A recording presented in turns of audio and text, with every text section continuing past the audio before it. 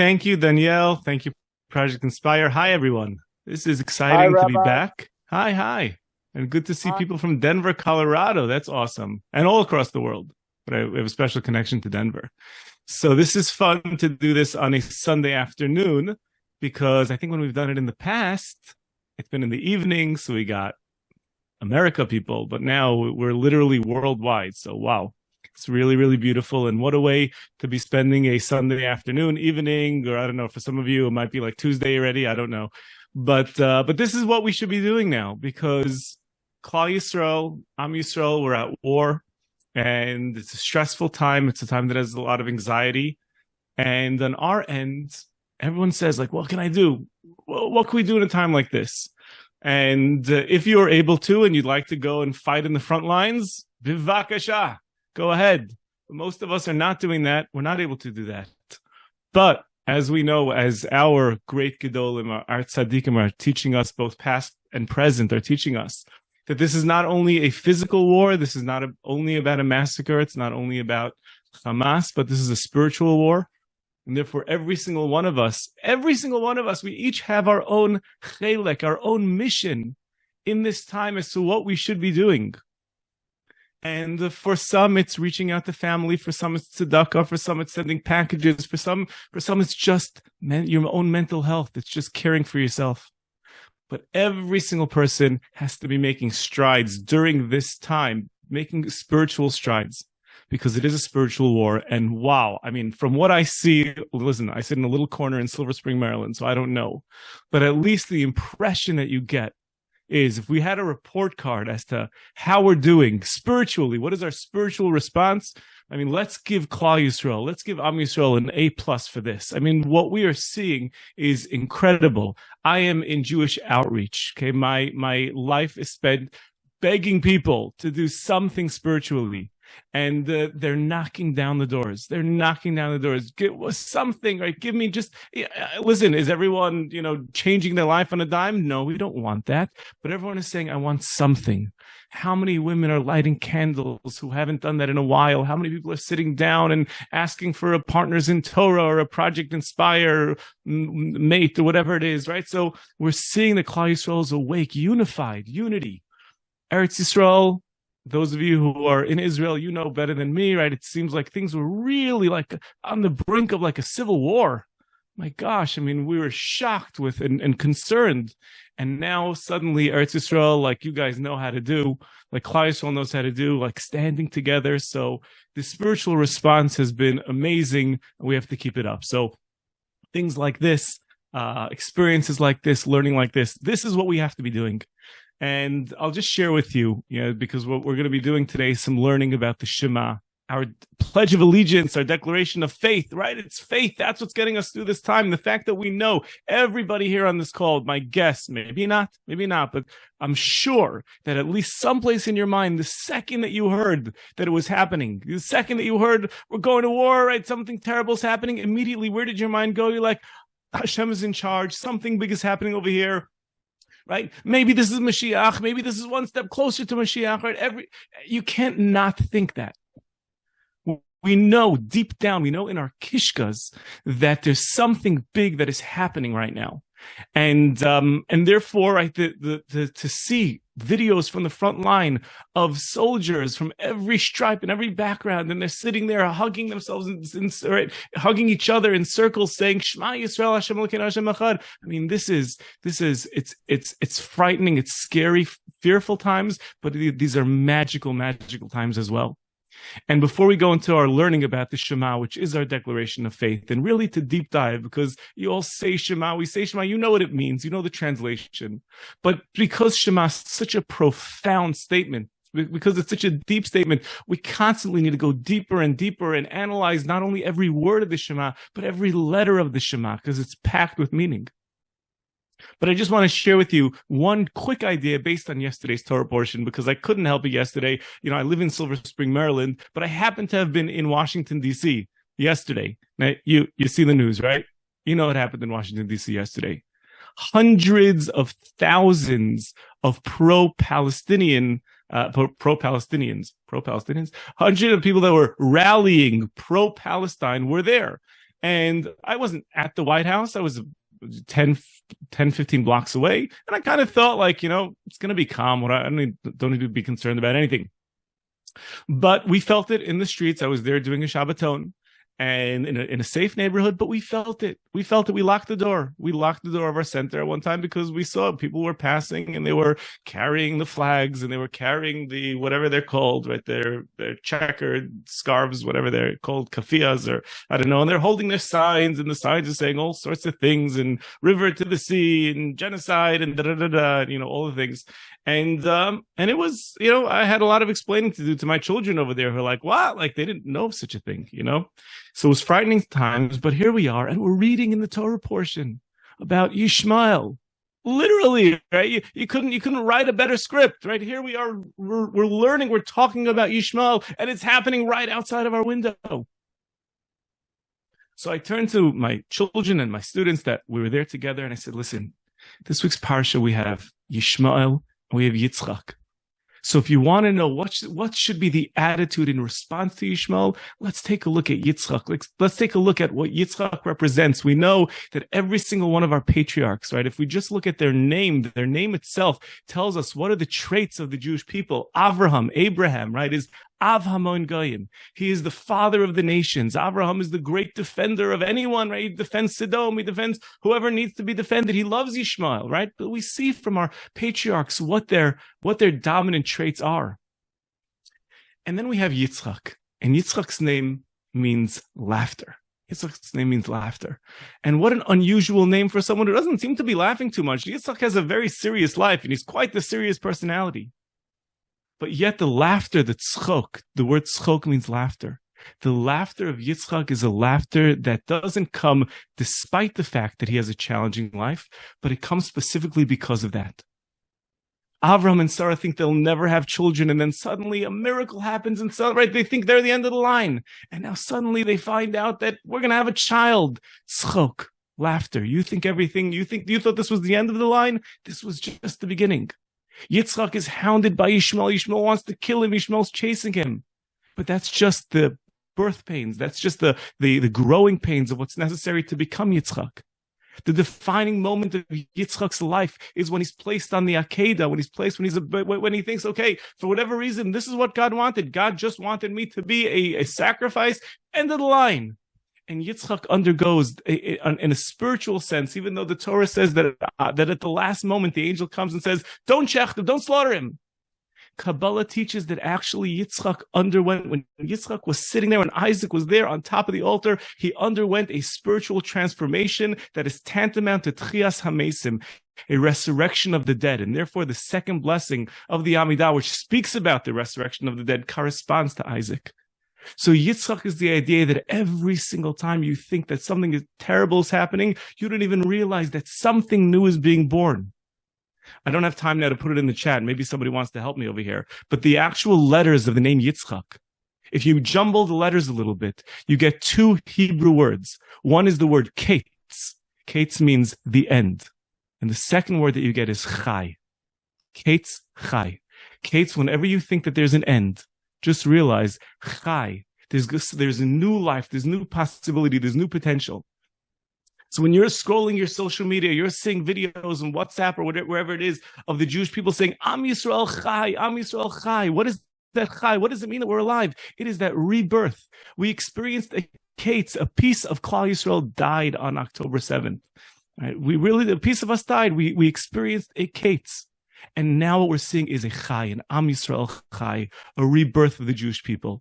And it's happening not only through military, but it's happening spiritually, and we all want to be a part of that. So we're going to learn right now about the Shema, our declaration of faith. Hopefully you can stay on. I'll see you at the other end, about 10 minutes to the end of the hour, and we'll sort of wrap it up and maybe go a little bit deeper into the words of Shema. So have a good learning, and remember that everything we do today should be a merit for the soldiers, should be a merit for the hostages, and should be a merit for Am Yisrael. Yes, we're all back. Safe and sound. Raise your hand if you got through the sources. Did you get through everything? All right. Okay, good. So let's dive in. Shema Yisrael Hashem Elokeinu Hashem Echad. Let's 14 minutes right now. Let's just try to get some insight and try to delve a little bit deeper.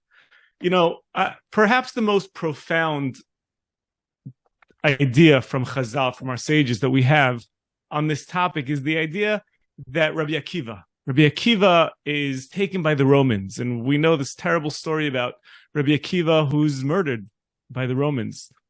And the Talmud says a very interesting story. It says his students come up to him as he's being tortured, and he seems to be kind of okay with it. He's kind of just, rolling with it. And they say, like, Rebbe, what's the secret? What's the secret sauce? Like, how are you managing this? And he looks at his students and he says, my whole life, this is a Gemara in Brachos, by the way, Talmud and Tractate Brachos. He says, I've been waiting for this moment my whole life. Because it says in the Via Hafta, it says you should love Hashem with all your heart, with all your soul, with all your might, and with all your soul. Rashi, the Chazal say, even if God takes your soul. And he says, my whole life I've been waiting. Am I ever gonna have the opportunity to give up my life to sanctify God's name? And here's my moment. This is my moment. This is the big moment that I've been waiting for. And he fully accepts it. And the Talmud says that he dies with the word Echad, Hashem Echad, God is one, on his lips. And a voice emanates from heaven and proclaims, fortunate are you, Rabbi Akiva, that your neshama went out with the word Echad. So the Talmud seems to be saying that there's something that is unique, there's something special about this moment of having these words, Hashem Echad, God is one, on your lips at that moment that your soul ascends. And there's an amazing idea from Rav Dessler and Michtav Eliyahu, which I saw a long time ago. And he says that Rabbi Akiva was telling his students a very profound thing. When he was telling them, he said, I've been waiting my whole life for this moment. He wasn't simply saying, like, I wanted it to happen. I wanted to go this way. I wanted to, die in grandiose fashion. What he was saying is, do you realize that every single time I said these words, Hashem Echad, I'd close my eyes and say these words, Hashem Echad, and every single time I felt so close, so connected to God that my neshama, my soul, just wanted to jump out. I wanted to have this massive out-of-body experience. My soul wanted to jump back to the Olam HaEmes, to the world of truth, to the world of souls. He said, I had to contain myself. I had to downplay every single time I said these words. I had to contain my soul in my body because my soul just wanted to return to its maker. But now I know I have nothing left. It's the end of the line for me. So for the first time in my life, I'll be able to say Shema the way I really want to. I'll be able to just let my soul do its thing. I'll be able to just let go of my soul and allow it to return to its maker. That's why in heaven it says, a voice emanated and said, Ashrecha, right? Fortunate are you, Rabbi Akiva, that every single time you said Shema, every single time you said this word Echad, you had this moment of absolute bittul, absolute ego nullification, absolute connection to God. And the Ramchal, Rabbi Moshe Chaim Luzzatto, he says in the Derech Hashem, he says that every time a person says Shema, we should actually have this in mind. It's a frightening thought, right? But to have in mind, as we're closing our eyes and we're saying these words, Hashem Echad, to have in mind that if that moment came, if I was ever called upon to give up my life to sanctify God, I would be ready to do it. And Rav Moshe Chaim Luzzatto goes on to say that if we do that, if we have that in mind, then we should know that the power of our words, that all of the forces of evil in the world are weakening themselves under the forces of good. Just by us saying these words, we have that power. We have that power to minimize. We know that Hashem does allow klipos, forces of evil, to enter into the world. And every single time we say Hashem Echad with this readiness to give up of our lives, so what happens is we turn down the power on the forces of evil. They weaken themselves, is what the Ramchal says. They weaken themselves under the forces of good. So that's a really powerful experience of what we could have in mind. There's some fascinating things. Just, sometimes it's fun. It gives a little bit of richness to the experience of when we know a little bit of some of the Torah that's behind the words. And we have this word Echad, which is a beautiful, beautiful word. And raise your hand. Can you visualize the word Echad? I know we have Jews of all backgrounds, but raise your hand if you're comfortable. You can sort of visualize it in your mind's eye. All right. Good. Okay, I don't see everyone on my screen, but I'm imagining lots of you know it. So just one simple idea. So we know the word echad, aleph, ches, dalet. Someone put it in the chat, please. You'll help me out over here. Aleph is numerical value 1. The letter ches is numerical value 8. Dalid is numerical value 4. So the word echad, these 3 letters, have the numerical value of 13. Is someone going to put it in the chat? Come on. Whoever did it last time, you were good. You did such a good job before. All right. It's coming up. So there it is.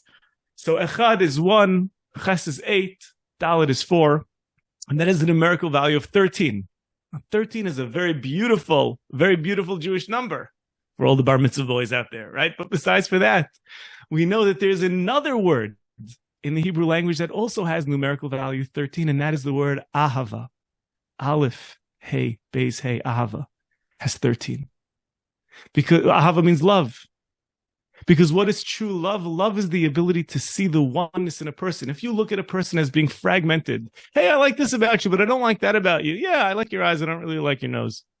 I like you when you're in a good mood. I don't really like you when you're in a bad mood. I don't like you that so much when you're cranky. True love means full acceptance. I accept you, who you are, and what you are, whatever state you are. And how does that relate to God? Because yes, we experience.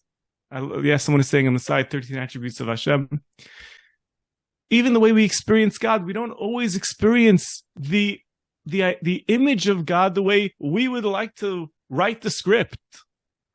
You know, even when you look at Hashem, the way Hashem presents himself in the Torah, right? We have this week an amazing moment of Avraham defending Sodom, taking God on.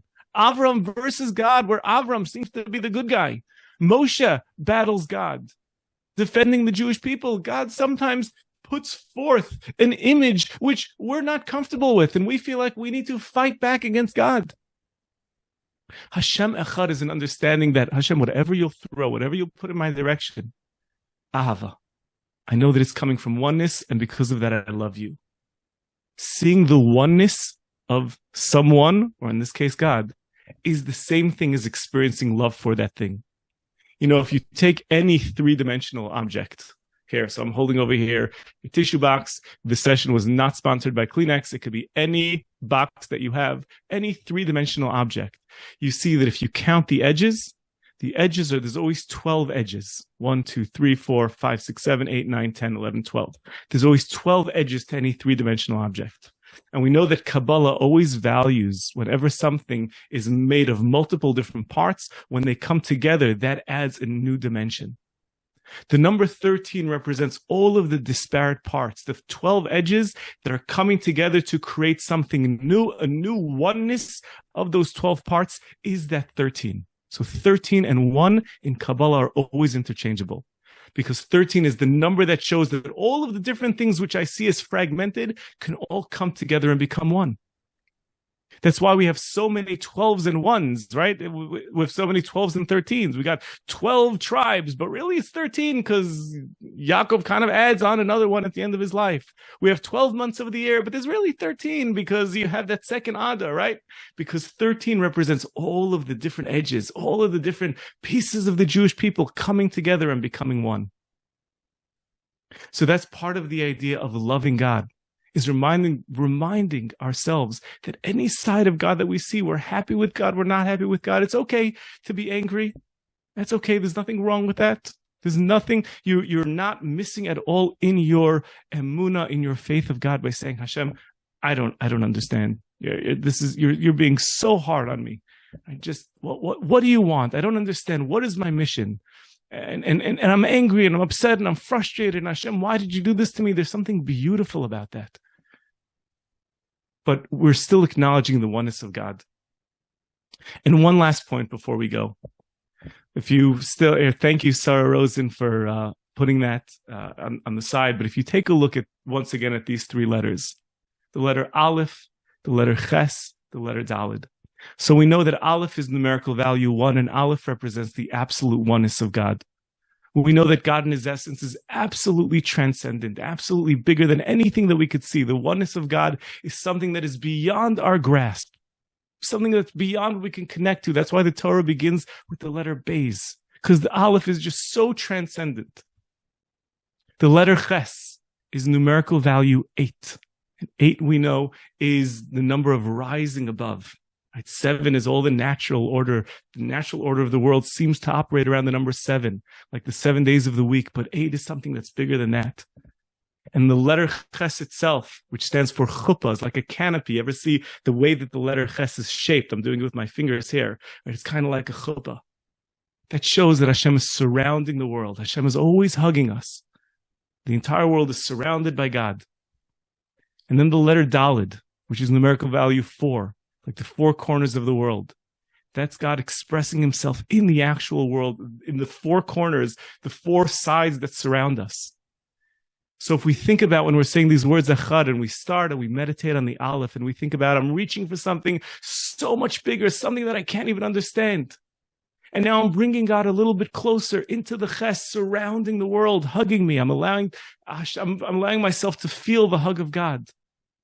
And then down into the Dalet, down into the 4 corners, everything that surrounds me, the experience, the physical embodied experience that I have around me. That creates this feeling of deep, deep, deep connection. When we speak about the oneness of God, we're not speaking about God being one and not two. We're speaking about God being everything. Looking at another human being and saying, I see that there's God bursting forth from you. Looking at everything, looking at walking outside and looking at the flowers, or looking at the plants, or looking at a leaf, or being able to look into a candle and see that everything is so alive with God. There's sparks of godliness that are busting out of everything. And then at some point, once we start looking at the world this way, suddenly we find that the world itself transforms. Even the bad that happens, everything transforms itself. That's what the Ramchal means. That's what the Derech Hashem means when it says that we should focus on this Echad, and all of the bad will fold itself, will weaken itself under the good. So here we are now. Again, this is our moment. This is the Jewish people's moment to shine. We're here. We're in the spiritual battle, and every single one of us, we need to have big enough shoulders to know that we're doing our part to bring more good in the world. Because evil has reared its ugly head. And like it says in the first day of creation, God separated the good and the evil. That means that when there's a tremendous force of evil surging into the world, that also means there's this tremendous force of good. The Shema Yisrael Hashem Elokeinu Hashem Echad, that is our weapon. And if after today, after this learning, we could just turn it up a little bit more, and every single time we say it, have that in mind. If any of these meditations help you, but even as we're walking through the street, if we can just look around and remind ourselves that Hashem is everywhere and in everything, then that is our weapon to really unleash the tremendous, tremendous good. So these are major, major moments, and I want to thank everyone for taking the time to come on, and may we be zocha, may we merit to take all of the lessons that we learned today. This is the Shema Yisrael, the biggest possible idea possible for a Jew to learn, to now go out into the world, apply it, and let's make the world a better place, because that's what we need.